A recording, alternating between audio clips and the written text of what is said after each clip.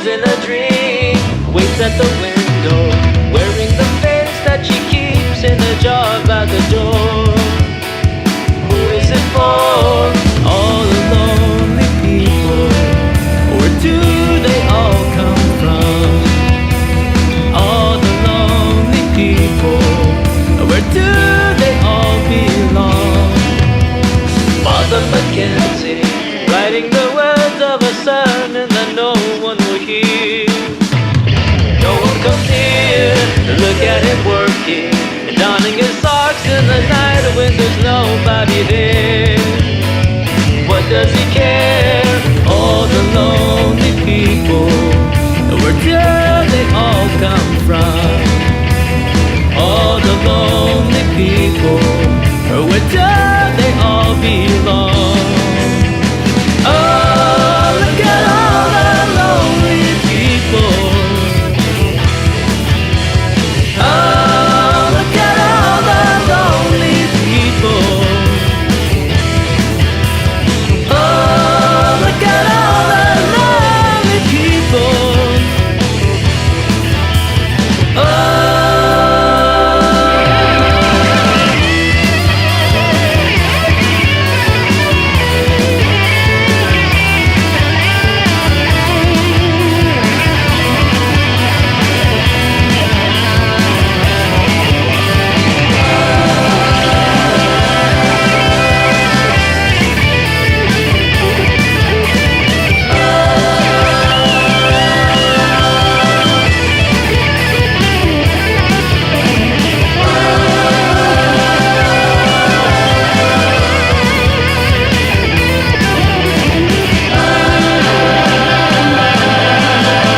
Eleanor Rigby died in the church and was buried along with her name. Nobody cared. Father Mackenzie wiping the dirt from his hands as he walks from the grave. No one was saved. All the lonely people. Where do they all come from? All the lonely people. Where do they all belong? All the lonely people. Where do they all come from? All the lonely people. Where do they all belong?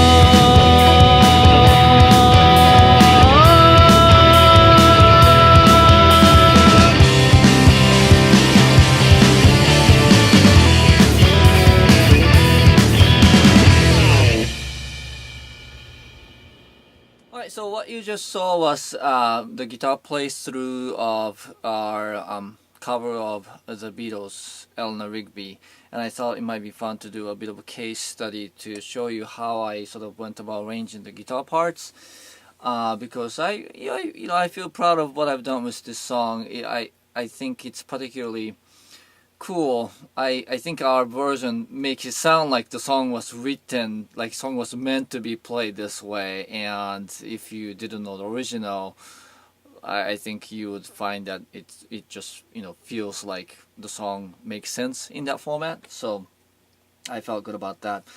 I got the idea to do the cover of Eleanor Rigby from watching an interview by one of my favorite acts, Shell, and in which the lead singer, and I think she's the chief songwriter, Eva, talk about, there was a question being asked and say, what is a song by somebody else you wish you'd written? And she just immediately said, Eleanor Rigby. And I was like, oh, I mean, when she said that, I realized that it was true for me also. I mean, that's, of all the songs in the Beatles catalog, Eleanor Rigby, that's it. That's just, yeah. I just felt so strongly that I was like, oh, I wonder if I can really make this song of my own, right? And I feel, of course, weird about taking such a brilliant and unique original and making it more generic by putting it into a regular rock band context. But that's what I have at my disposal, and that's what I do, and I just thought, what would it happen if I made it my own? And I did. And I originally meant this to be for my solo project, Aristotle's Hope. But then I was chatting with Bob, my singer from Minnasia, and he's been sort of unavailable because he's been busy with his new son and everything. So, but then I was like, oh, hey, I'm working on this one. Do you want to do it? And he's like, yeah. So he did it, and I'm really excited about how it came out. Okay, so this is the first part that I came up with first. This one.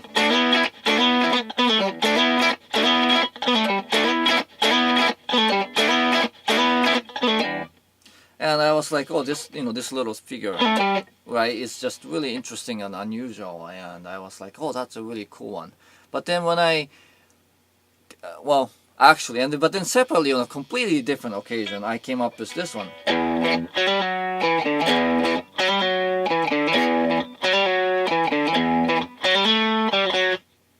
And I was like, oh wow, I mean, that's both really cool riffs. And then I was like, why don't we put both of them together? And I didn't expect it to work. I was fully expecting to have to discard one or the other, but then put two of them together and it sounds actually really interesting. So that was kind of a happy accident. I don't know what I would do if I played this song in a live setting with just one guitar, but it's the kind of situation where the music is the sum of whole and not just individual part, and doing something like this weakens the impression of a single riff, like neither one comes through really clearly, but to me it creates a richer picture as a whole, and it just makes it interesting to listen to. So during the verse I'm doing more regular pounding of the chord, E to A, back to E, and then the second guitar is doing a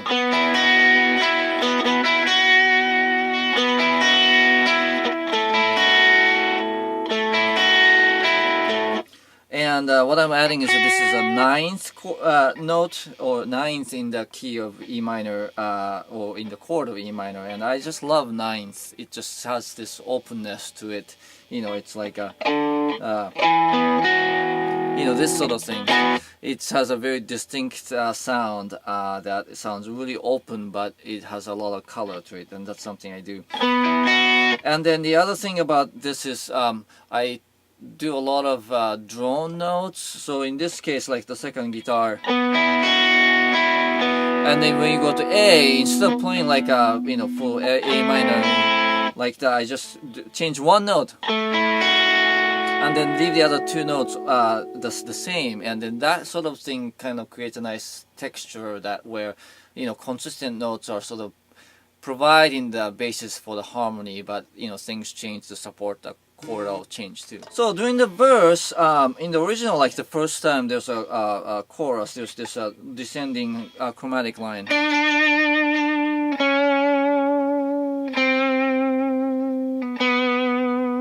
which is really interesting because the chorus melody is down here.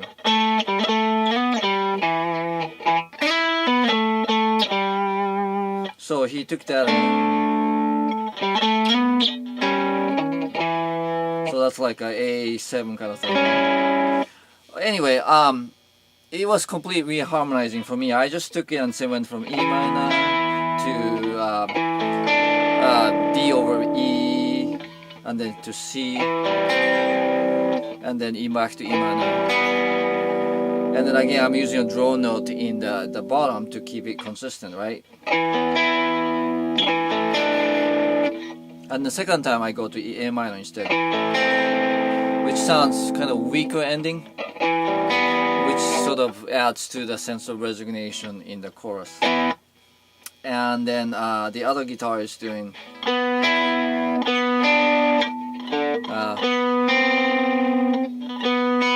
so again, I'm keeping the B consistent,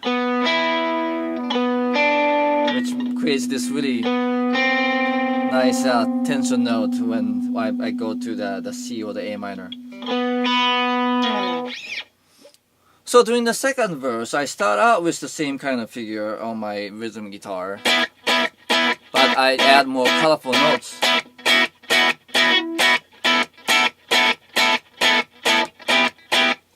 And it's doing the same kind of idea. Is that I'm keeping the B and E as the consistent E minor reinforcement, and then I add the F sharp or the A when the chord goes to A minor, and then back to E minor but with a G on top, right? When I'm arranging, my rule of thumb is to think variation and not repetition. There is a time and place to do a straight repetition, but variation is more interesting to listen to. So when I'm doing a straight repetition, there's usually a good reason why I need it to be a more straight repetition rather than variation. And in this case, I'm starting out with the same kind of thing, but then turn it into a variation of what I did before. And then, as you know, the rhythm too, it just changes halfway through the verse. And then the lead guitar introduces that main riff of, that one back, and it just sort of, I enjoy that sort of twisting, right? The music is all about setting up expectation, and then how do you respond to that expectation? You could just meet the expectation straight on, but then if you do that too much, the song becomes shallow and boring to listen to after repeated listens. So these kind of elements of twist and surprise, I think, is very useful when arranging or writing music. Okay, so and then I go through the chorus and guitar solo sections, which are like variations of what we've had before. During the guitar solo, I simplify some parts. For example, I'm doing like things like, or something like.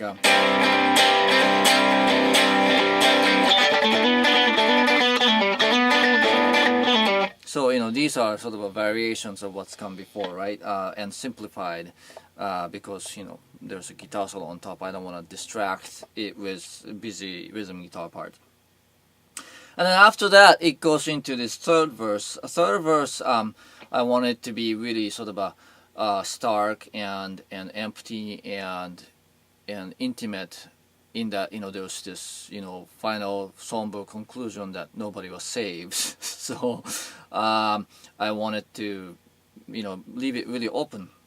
Right, so but then I love reharmonizing like same melody. I just find it, especially in the third time around, you heard this section twice before, something has to really dramatically change. So the interesting thing about that verse melody goes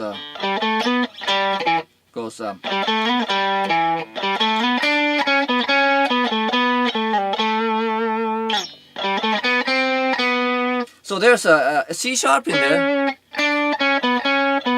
and then but then immediately has a C natural.